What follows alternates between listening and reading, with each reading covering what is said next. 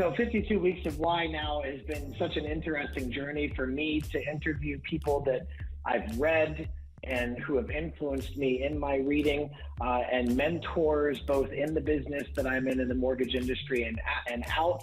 And now I've got kind of the opportunity to interview someone that's both now someone that I've read and someone that is a veteran of the mortgage industry who now shares wise counsel with people in the mortgage industry. Before I get to that intro, very quick quote as always. This one comes from Oprah.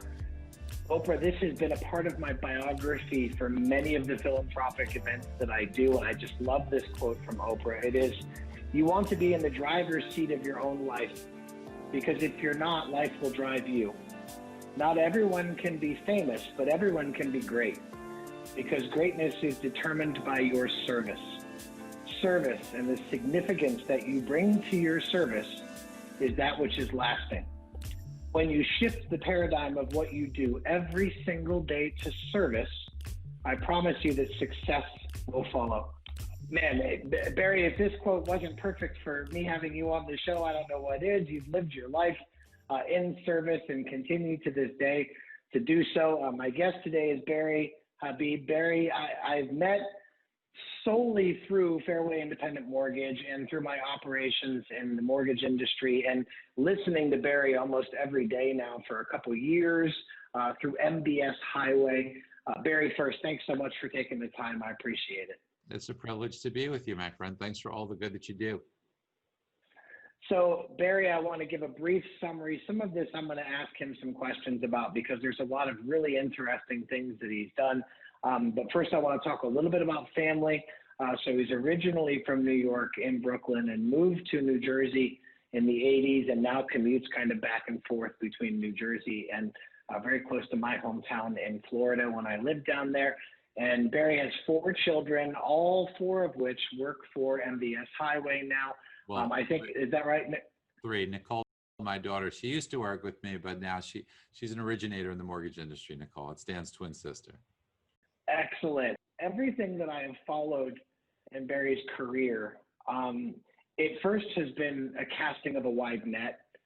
Every time I've paid attention, it's never been one key thing that he's emphasized, but he does emphasize and does it very well. It's always multiple things happening all at the same time. And right now is a shining example of that in the midst of having a course rollout for mortgage professionals where you can get a designation of a certified mortgage advisor. He also has a book release that is a #1 bestseller on Amazon, almost happening simultaneously, right, Barry? Did you plan that? I did not plan that, no, but it's just funny how things come together, right? Just how the universe works, and it just kind of came together all within a month, along with some big things within our business and some growth within our business. So it's just been a wonderful time frame, a little bit of a crazy time frame, but I'm extremely grateful. If I could take you back a little bit to your migration into the mortgage industry, and then also kind of how you got involved with Rock of Ages and with Chris Angel. Again, 2 separate things, right? You're in the mortgage industry, you're advising the mortgage industry, but also obviously very heavily interested in the arts. Is that something that happened when you were a child, or is that something that happened as you got older?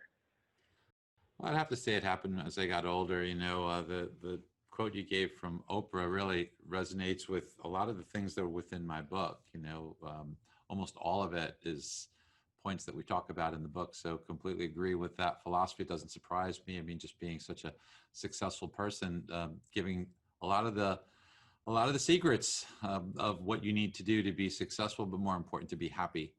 So being happy comes from, in my opinion, having some balance between goals, which are important. We always have to have goals. And you know, when I was younger, I wanted to have goals. And like a lot of people, when you start out, it's a lot about me, right? So you need to establish yourself. You need to make a name for yourself. You need to achieve some levels of success.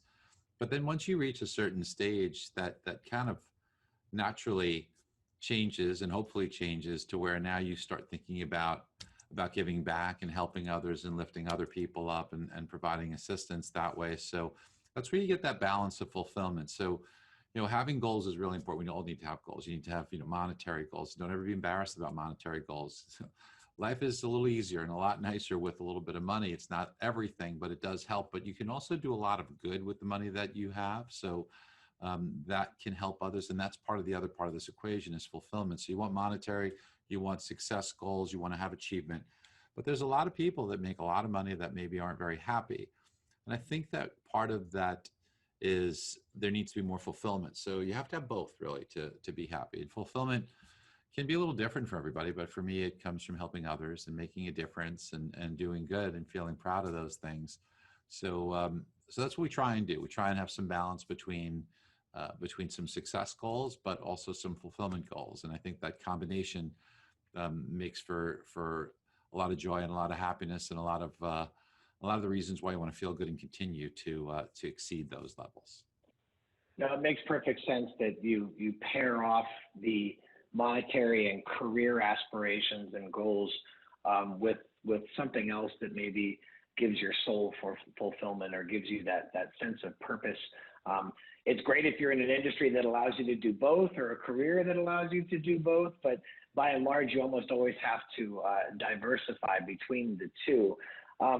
So when you began to migrate out of origination and helping people with the act of buying houses into becoming a little bit more of an advisor to the industry, was that part of that fulfillment? Was that more along the lines of the personal fulfillment? Yeah. So while I was being a mortgage professional and originator, I'd started my own company and was growing that. So that was awesome to do that at an early age. I started in my 20s and through my 30s kind of grew that business and continued my origination career. But at the same time, in my early 30s, I started doing things like speaking professionally and having a regular spot in my own show on CNBC. So all those things were happening at the same time. What I tried to always do is alleviate points of friction. So being in the mortgage industry and seeing one of the points of friction was understanding the financial markets and being blindsided by market changes and rate locks and the unhappiness that it caused for the loan originator themselves, along with the customers' dissatisfaction and the real estate agents' dissatisfaction.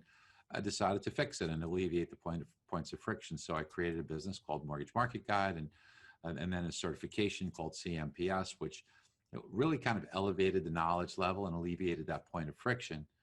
And, I've always looked at points of friction as I think we all should, our own worst enemies oftentimes ourselves, because we see an opportunity, we talk ourselves out of it.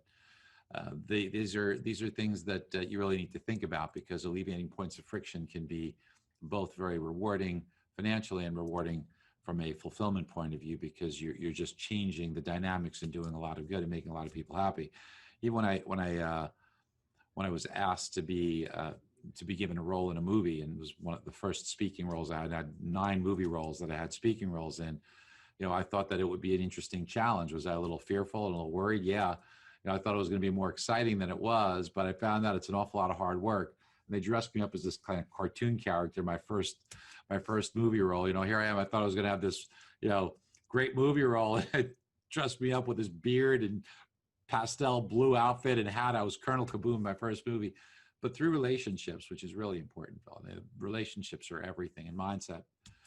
So I was able to leverage that into many other speaking engagements. And one of us, movie roles that were speaking roles, but one of them was in a movie that I actually made the trailer on, and that movie called Barry Monday, Munday. I had no relation to the Barry. Patrick Wilson played Barry, but it was an all-star cast, and I play a doctor in it. I actually made the trailer, which if you pull up, you'll see me in the trailer playing the doctor. It's a really good movie, but the guy who directed it and wrote it also wrote Rock of Ages, and that's how I got exposed to Rock of Ages. And when I made the decision, along with 4 of my friends, to take it off Broadway, it was a good thing I wasn't very savvy, because I probably wouldn't have done it if I would have known how hard it was. And then it's an even bigger decision from there, because it was a hit off Broadway, to go to Broadway and really kind of take a financial risk, which I decided to do for love of it.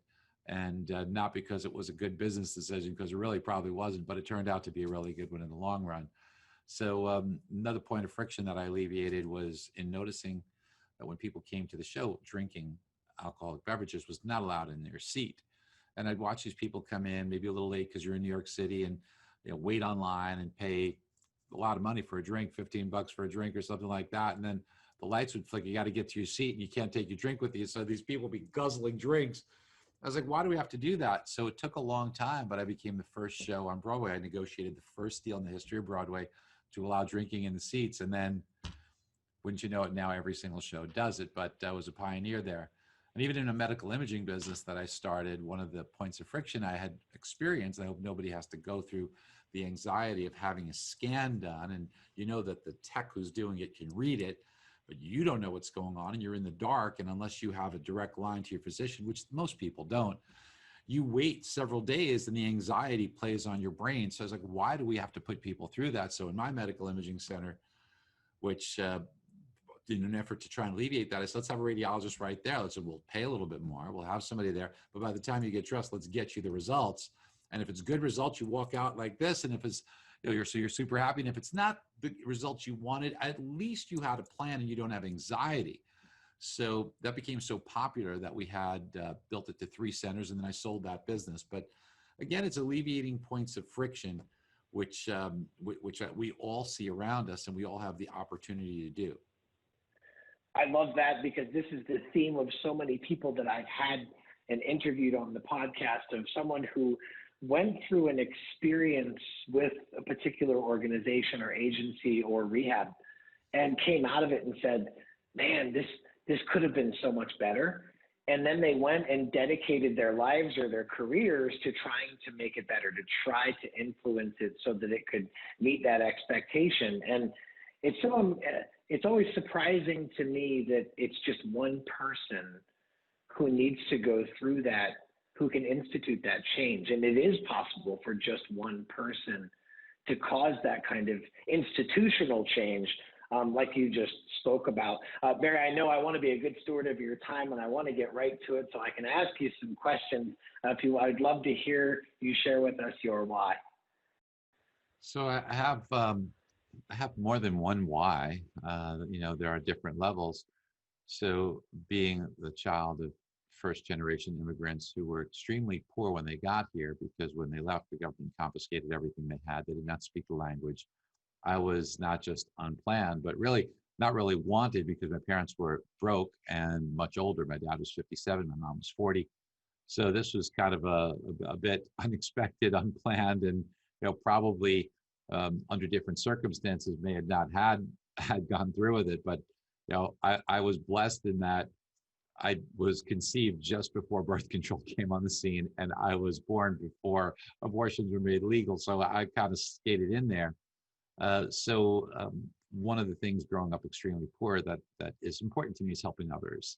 So first of all, I've had as one of my financial goals and success goals, because I want to do good with that. So that's one of the whys. And another why is just a very deep competitive spirit that so many of us have. And I want to compete with myself. I want to have a level of confidence, not cockiness, that comes with understanding that I'm the best version of myself right now. And what that could mean is, am I the best version at work? Am I the best version of my relationship with my kids, or any relationship, with my clients? Am I offering the best advice? Am I at the top of my game? Am I the best that I can be right now? And that creates a level of confidence. That creates a level of magnetism to others. So we all have the ability to do that. We just have to make the decision to push ourselves to be the best version of ourselves. So a competitive why, along with a financial why.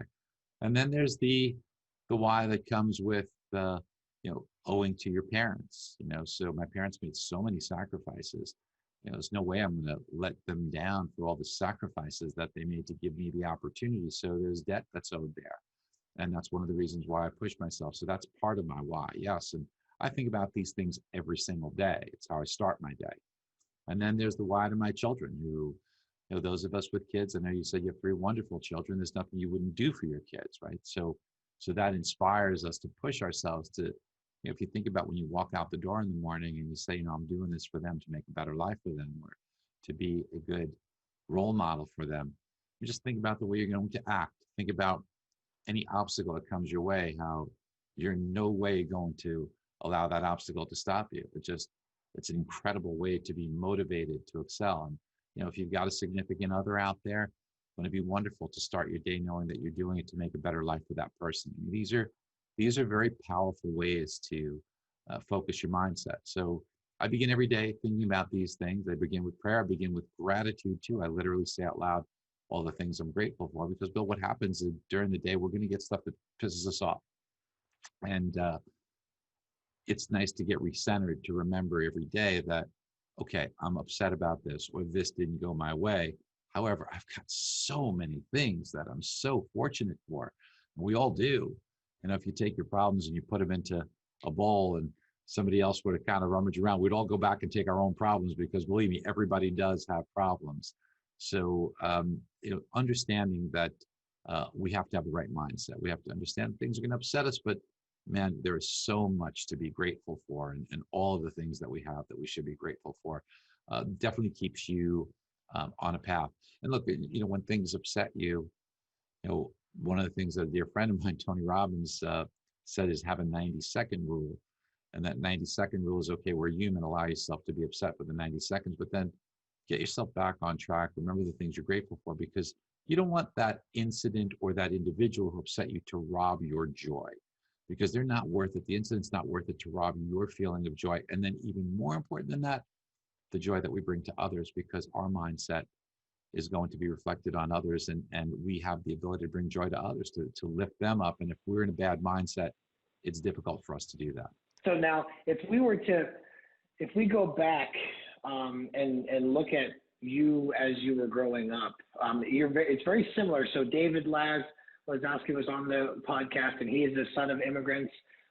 Father was in a concentration camp, and Ben Ratner, who was on, also the son of immigrants. And it's amazing to me how that is such a motivating factor for people who have come here and realized the sacrifices that their family made so that they could have a better life. Were you aware of this, and did you have this in-depth of a why when you were a teenager, or is this something that kind of grew into you as you became a young adult? We always evolve, because when we're younger, we don't really understand the contrast, right? So you kind of gain perspective as you become more experienced and you see more. So it kind of allows you to see things a little bit differently. But when you see people who come from unfortunate initial circumstances, there perhaps is a level of appreciation that you could go one of two ways. You could have a scarcity mindset, or you can be resentful. But if you have an abundant mindset, and if you're optimistic, and that's a common thread among successful people, clearly is optimism. One of the most common threads amongst successful people is optimism. So if you have that, and just because you're at a tough start doesn't mean you have to stay there. So if you can envision that, if you can dream it, and if you can push yourself and work hard to get past that, and seek advice and seek role models and try and figure things out, you're going to have a level of appreciation, I think, that will drive you more, because you know what it's like to be there. A lot of people who have things that are that are given easily or received easily, doesn't mean they can't have an appreciation for it, but they may not have as relatable an appreciation for it, because they didn't firsthand experience the difficulties as much as somebody who started off with those difficulties. Doesn't mean that they can't. Certainly my kids, I'm very proud of them. They're very humble, and they're very grounded, because we've spent time doing this. We spent time talking about it. One of the lessons I remember when Dan and Nicole were just little kids, so, as I was experiencing some levels of success, I wanted my kids to have things I didn't have. So maybe I overindulged them a little bit. And, Dan is a little boy, he's like 8 years old. He was talking about things that he had compared to his friends, and, almost like in a way making fun of his friend, right? And I was like, Dan, I said, when Dad was just a little boy, Dad was extremely poor. So if you're making fun of him, it's like you're making fun of your dad. And, you could just see, he's like, he gasped for a minute, and he felt so bad. And my daughter, and these are the time, you want to plant seeds when the ground's fertile, right? So these are things that, as we're fortunate enough to have a little bit of success, we want to make sure that we pass on these lessons of staying grounded and staying humble, and understanding that just because someone's in a difficult situation, they shouldn't be made fun of. In fact, they're more deserving of our compassion. They're more deserving of our efforts to lift them up. So, so I'm proud to say that my kids really understand that. It's such an important lesson to teach, especially when you're in a different financial situation than perhaps some of their friends may be, that they understand that should be approached with an idea of gratitude and appreciation, which tends to also be accompanied by humility, right? When you approach those things with such a level of appreciation. So now as you progress through your career goals and now have children that are adults, as you're speaking to them, transitioning into this period where, as you so eloquently said, you know, when you're in your teens, it's a different level of appreciation, a different level of life view.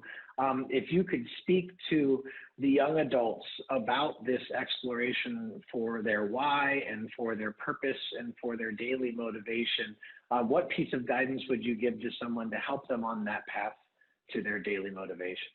Well, you know, when you want to go someplace and you go in your car, you oftentimes, if you're not 100% sure of the directions to get there, you pop it into your GPS and then you kind of backtrack, right? So I think it's important that you set your goals and then reverse engineer how you're going to get there. And then it's just step by step every day. I think it's really important that people, regardless of if you're younger, if you're whatever it is, you need to stay on offense. Take baseball. Baseball, you score when you're on offense. You have to play defense in order to stay in the game. And in order to win, you have to do both. But you score when you're on offense. So how do you stay on offense? Is every day making sure that you're not just being reactionary and playing defense, that you are accomplishing things. And that's why, you know, every day I got my yellow pad. I mean, this is what I live by, just, you know, lists, because every day I want to make sure I'm accomplishing what I'm setting out to accomplish every single day. We don't always get there, but if we don't have our GPS put in place, we're not going to be able to get there. And the other thing is the vision that you have. You know, one of the things I like to do is I like to drive on the track. You know, I appreciate nice cars and I appreciate being a good driver. So while I like to drive on the track, I've also spent lots of time with professional drivers teaching me, not just so I could be fast, but so I could be good. You know, I want to understand it. And one of the greatest lessons that I learned was simply where your eyes are focused. So I think many of us will relate to this next time you get behind the wheel of the car. If you see what your eyes are typically focused on, can't help it. That's kind of the way we're taught. It's typically focused on the car in front of you.